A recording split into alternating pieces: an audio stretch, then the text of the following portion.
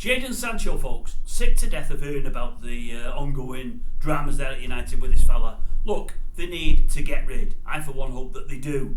Again, listening to TalkSport this morning, Mr. Jordan, again, talked a lot of sense.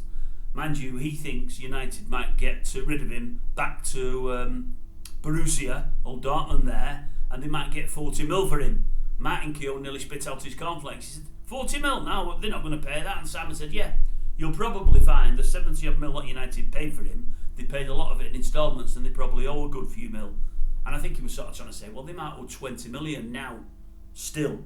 So if he goes back to Dortmund, they owe 20 million. Dortmund come up with another 20 of their own, put their hands in their pockets. Let's face it, they've had they'll have had nigh on 70 of ours when it's all paid off, so they've got plenty of spare change there. And all of a sudden it's announced as a £40 million deal.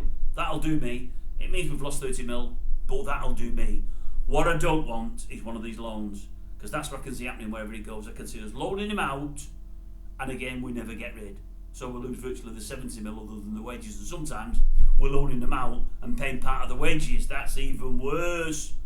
I just hope he goes and he comes off the books. Anyway, Simon, I agreed with what you said.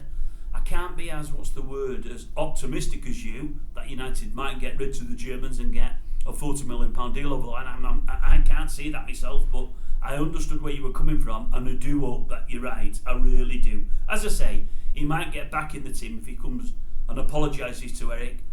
I don't want to hear it. If Andy Goldstein is right, is it Goldstein? I get mixed up, of course it is.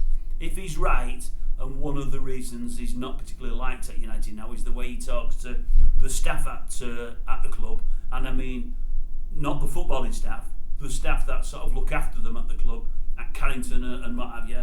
I don't want him at the club anyway. I don't want any of them big time Charlies that think they're above everybody else.